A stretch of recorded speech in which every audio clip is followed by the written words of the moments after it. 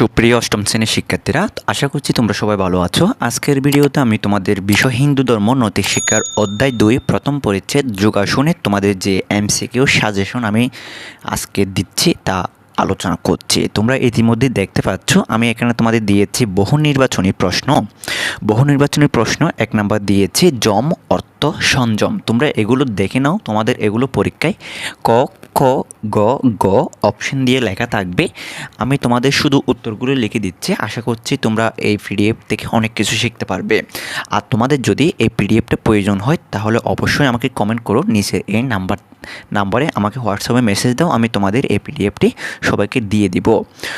এখানে প্রথমে দিয়েছি 1 নম্বর যম অর্থ সংযম, 2 নম্বর দিয়েছে যম 5 ধরনের, 3 দিয়েছে যোগাসন মানুষের শরীর ও মনকে সুস্থ রাখে, এবং 4 নম্বরে দিয়েছি অষ্টাঙ্গ যোগের ধাপ হলো 8টি। এবং তোমরা দেখতে পাচ্ছ আমি 5 নম্বরে দিয়েছি যোগাসন হলো অষ্টাঙ্গ যোগের একটি ধাপ।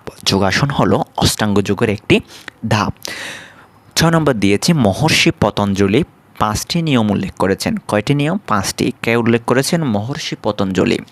এরপরে 7 নম্বরে দিয়েছি, তোমরা লক্ষ্য করলে দেখতে পাবে আসন অর্থ স্থির হয়ে সুখে অধিষ্ঠিত থাকা। তাহলে পরীক্ষায় তোমাদের আসতে পারে কি অর্থ স্থির হয়ে সুখে অধিষ্ঠিত থাকা? উত্তর হলো আসন।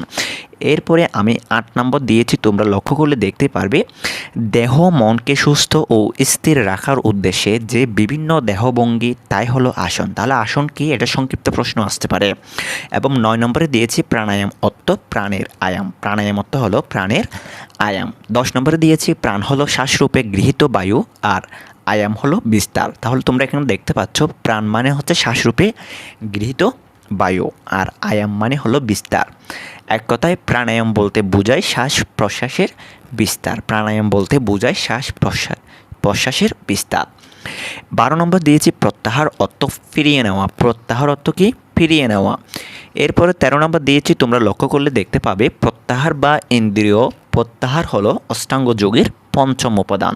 তাহলে প্রত্যাহার বা ইন্দ্রিয় প্রত্যাহার এটা অষ্টাঙ্গ যোগের কততম উপাদান? 5মতম উপাদান। এরপরে 14 নম্বরে দিয়েছি প্রত্যাহার হলো বুদ্ধ কালচক্রতন্ত্রের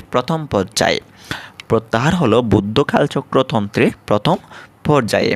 এরপরে লক্ষ্য করলে তোমরা দেখতে পাবে আমি তোমাদের 15 নম্বরে লিখে দিয়েছি মনকে কোনো বিশেষ স্থির করা বা আবদ্ধ রাখার নাম হলো ধারণা। তাহলে ধারণা কি? মনকে বিশেষ কোনো বিষয়ে স্থির করা বা আবদ্ধ রাখার নাম হলো ধারণা। এরপরে তোমরা লক্ষ্য করলে দেখতে পাচ্ছ আমি এখানে 16 নম্বর দিয়েছি ধারণা অর্থ হচ্ছে একাগ্রতা। এরপরে 17 নম্বর দিয়েছি ধ্যান অর্থ নিরবচ্ছিন্ন গভীর চিন্তা। তাহলে ধ্যান মানে কি? নিরবচ্ছিন্ন গভীর চিন্তা। এরপরে 18 নম্বর দিয়েছি নিরবচ্ছিন্নভাবে ঈশ্বরের চিন্তা করলে মন একসময়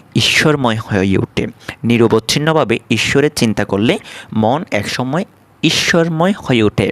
সুপ্রিয় শিক্ষার্থীরা, তোমরা নিচের নাম্বারে তোমরা হোয়াটসঅ্যাপ করো, আমি তোমাদের এই পিডিএফটি সবাইকে দিয়ে দিব।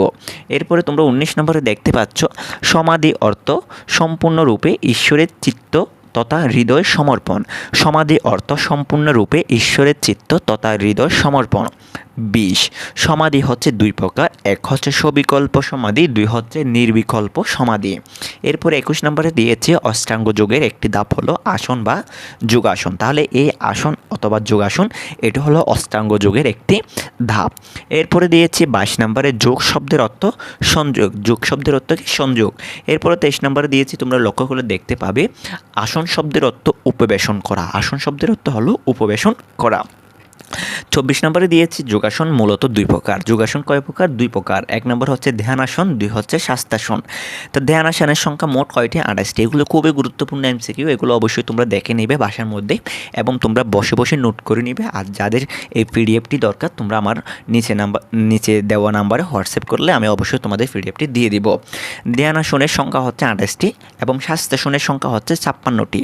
এই ধ্যানাসন এবং শাস্তাসন এই দুইটাকে বলে যোগাসন। তাহলে যোগাসন মূলত কয় প্রকার? এই যে 2 প্রকার। এক হচ্ছে ধ্যানাসন, 2 হচ্ছে স্বাস্থ্যাসন। এরপরে 27 নম্বরে তোমরা দেখতে পাচ্ছ সব মিলিয়ে মোট আসন হচ্ছে 84টি, যেমন এদিকে 56টি, এদিকে 28টি, টোটাল হলো 84টি। এর মধ্যে আবার 32টি আসন মানুষের জন্য অত্যন্ত কল্যাণকর। এর মধ্যে 32টা আসন হলো মানুষের জন্য অত্যন্ত কল্যাণকর। এই 84-র মধ্যে 32টা আসন মানুষের জন্য অত্যন্ত কল্যাণকর। 29 নম্বরে দিয়েছে যোগশাস্ত্রে প্রতিটি আসনেরই নাম রয়েছে। কোন শাস্ত্রে প্রতিটি আসনেরই নাম রয়েছে? উত্তর হলো যোগশাস্ত্রে। এরপরে আমি দিয়েছি তোমাদের সুখ শব্দের সাধারণ অর্থ হলো হর্ষ, আনন্দ, প্রীতি, স্বাচ্ছন্দ্য, স্বস্তি, তৃপ্তি। তাহলে এই যে হর্ষ, আনন্দ, প্রীতি, স্বাচ্ছন্দ্য, স্বস্তি, তৃপ্তি এগুলো হচ্ছে সুখ শব্দের সাধারণ অর্থ। এরপরে আমি 31 নাম্বার দিয়েছি স্বাচ্ছন্দ্য পাওয়া যায় এমন ভাবগত অর্থ থেকে সুখাসনের নামকরণ করা হয়েছে। তাহলে সুখাসনের নামকরণ কোথা থেকে করা হয়েছে? স্বাচ্ছন্দ্য পাওয়া যায় এমন ভাবগত অর্থ থেকে। সুপ্রিয় শিক্ষার্থীরা, আশা করছি এই 31 পর্যন্ত এমসিকিউগুলো তোমরা খুব ভালো করে বুঝতে পেরেছো। আমি পরবর্তী নাম্বারে তোমাদের আলোচনা করছি, এটা হচ্ছে তোমাদের 32 নাম্বার, সুখ যোগ আসন সমান সুখাসন। এই যে লক্ষ্য করলে দেখতে পাবে তোমরা সুখ যোগ আসন সমান সুখাসন। এরপর আমি তোমাদের 33 নম্বরে দিয়েছি, তোমরা লক্ষ্য করো 33 নম্বরে দিয়েছি সুখাসন ত্যাগ করে সব আসনে কয় মিনিট বিশ্রাম নিতে হবে? উত্তর হলো 1 মিনিট। 34 নম্বর দিয়েছি মনের একাগ্রতা, মনসংযোগ ও মনের স্থিরতা বৃদ্ধি পায় সুখাসনের মাধ্যমে। কিসের মাধ্যমে? সুখাসনের মাধ্যমে। ধ্যান ও প্রাণায়ামে সুখাসন খুবই উপযোগী। তাহলে সুখাসন খুবই উপযোগী কখন? ধ্যান ও প্রাণায়ামের মাধ্যমে। এরপরে 36 নম্বরে দিয়েছি সুখাসনের মাধ্যমে পিঠের ব্যথা উপশম ও মেরুদণ্ড সবল হয়। তাহলে কিসের মাধ্যমে পিঠের ব্যথা উপশম ও মেরুদণ্ড সবল হয়? উত্তর হবে সুখাসনের মাধ্যমে। সুখাসনের মাধ্যমে হাঁটুর ব্যথা দূর হয়। সুখাসনের মাধ্যমে হাঁটুর ব্যথা দূর হয়। এরপর 38 নম্বর দিয়েছি উগ্র শব্দের অর্থ কী? উগ্র শব্দের অর্থ হচ্ছে শিব। এরপর আমি তোমাদের দিয়েছি 39 নাম্বার। 39 নম্বরে দিয়েছি পশ্চিমোত্তাসন প্রথম দিকে প্রতিদিন 4 বার এবং 30 সেকেন্ড পর্যন্ত অভ্যাস করা বিধেয়। তাহলে প্রথম দিকে প্রতিদিন কয়বার করবে? 4 বার করবে। কত সেকেন্ড পর্যন্ত করবে? 30 সেকেন্ড পর্যন্ত করবে। এরপরে আমি তোমাদের 40 নম্বর দিয়েছি পশ্চিমোত্তাসন প্রথম দিকে শুধু 5 সেকেন্ড করা উত্তম। কত থেকে? প্রথম দিকে একদম 5 সেকেন্ড করাই উত্তম। এমনি তোমরা 30 সেকেন্ড পর্যন্ত করতে পারবে, কিন্তু 5 সেকেন্ড করাই উত্তম। 41 নম্বরে বলা হয়েছে পশ্চিমোত্তাসনের মাধ্যমে দেহের গ্রন্থিগুলো নমনীয়, সবল ও সতেজ হয়। 42 নম্বরে দিয়েছি পশ্চিমোত্তাসনের মাধ্যমে কোমরের ব্যথা বেদনা উপশম হয়। কোমরের ব্যথা বেদনা উপশম হয়। 43 নম্বরে দিয়েছি ভুজঙ্গ অর্থ সাপ। ভুজঙ্গ অর্থ হলো সাপ। 43 নম্বর দিয়েছি ভুজঙ্গ অর্থ হলো সাপ। এরপরে 44 নম্বরে তোমরা লক্ষ্য করলে দেখতে পাবে ভুজঙ্গ যোগ আসন সমান ভুজঙ্গাসন। ভুজঙ্গ যোগ আসন সমান ভুজঙ্গাসন। এরপরে 45 নম্বর দিয়েছি ভুজঙ্গাসনের মাধ্যমে মেরুদণ্ডের নমনীয়তা বৃদ্ধি পায়। কিসের মাধ্যমে মেরুদণ্ডের নমনীয়তা বৃদ্ধি পায়? উত্তর হলো ভুজঙ্গাসন। সুপ্রিয় বন্ধুরা, আমি আবার বলছি, তোমরা যারা এই পিডিএফটি পেতে চাও তোমরা অবশ্যই নিচে দেওয়ার মোবাইল নম্বরে হোয়াটসঅ্যাপ করো, অবশ্যই তোমরা পিডিএফটি পেয়ে যাবে। এরপরে 46 নম্বরে দিয়েছি ভুজঙ্গাসন, এর মাধ্যমে মেরুদণ্ডের বাত দূর হয়, নমনীয়তা বৃদ্ধি পায় এবং মেরুদণ্ডের বাত দূর হয়। কিসের মাধ্যমে? ভুজঙ্গাসনের মাধ্যমে। এরপরে 47 নম্বর দিয়েছি, তোমরা লক্ষ্য করলে দেখতে পাবে ভুজঙ্গাসনের মাধ্যমে কোমরের বাত ও ব্যথার উপশম হয়। কোমরের বাত ও ব্যথার উপশম হয়। এরপর 48 নম্বর দিয়েছি ভুজঙ্গাসনের মাধ্যমে যকৃৎ প্লীহার কর্মক্ষমতা বৃদ্ধি পায়। যকৃৎ প্লীহার কর্মক্ষমতা বৃদ্ধি পায় কিসের মাধ্যমে? ভুজঙ্গাসনের মাধ্যমে। এরপরে 49 নম্বর দিয়েছি ইন্দ্রিয় এবং মনকে হিংসা অশুভ পাপ থেকে সরিয়ে আত্মকেন্দ্রিক করাকে যম বলে। তোমাদের সংক্ষিপ্ত প্রশ্ন আসতে পারে, যম কাকে বলে? ইন্দ্রিয় এবং মনকে হিংসা ও শুভ পাপ থেকে সরিয়ে আত্মকেন্দ্রিক করাকে যম বলে। এরপর 50 নম্বরে দিয়েছি সাধকের আত্মার শুদ্ধি হয় বিদ্যা আর তপস্যা দ্বারা। সাধকের আত্মার শুদ্ধি হয় কিসের দ্বারা? বিদ্যা আর তপস্যা দ্বারা।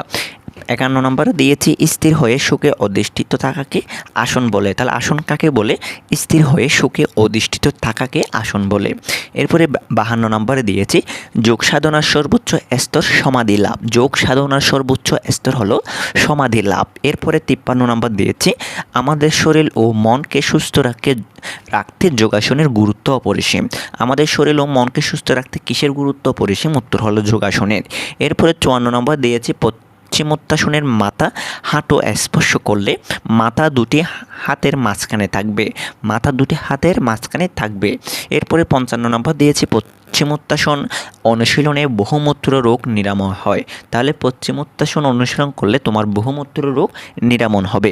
56 নম্বর দিয়েছি অজীর্ণ কোষ্ঠকাঠিন্যের উপশম হয় ভুজঙ্গাসন অনুশীলনে। তাহলে এই ভুজঙ্গাসন অনুশীলনের মাধ্যমে অজীর্ণ কোষ্ঠকাঠিন্যের উপশম হবে। এরপর সর্বশেষ যে প্রশ্নটি আমি তোমাদের বহু নির্বাচনী প্রশ্নটি দিয়েছি সেটি হলো ভুজঙ্গাসনে হাতের তালু মাটির দিকে ফেরানো থাকবে। ভুজঙ্গাসনে হাতের তালু মাটির দিকে ফেরানো থাকবে। সুপ্রিয় শিক্ষার্থী বন্ধুরা, আজকে আমি তোমাদের দ্বিতীয় অধ্যায়ের প্রথম পরিচ্ছেদ থেকে বহু নির্বাচনী প্রশ্ন 1 থেকে 57টি আলোচনা করেছি। আশা করছি এই 1 থেকে 57টি তোমাদের অত্যন্ত ভালো লেগেছে এবং তোমরা এগুলো বাসায় বসে বসে পড়ে নেবে তোমাদের পরীক্ষার জন্য। তোমাদের যাদের এই পিডিএফটি দরকার তোমরা অবশ্যই নিচের দেওয়া নাম্বারে যোগাযোগ করো, হোয়াটসঅ্যাপে মেসেজ দিলে আমি তোমাদের চেষ্টা করব এগুলো ফ্রিতে তোমাদের দেওয়ার। সো আজকের ভিডিওতে যদি তোমাদের ভালো লাগে সবাই শেয়ার করবে, সাবস্ক্রাইব করবে এবং কমেন্ট করবে পরবর্তী ভিডিওর জন্য।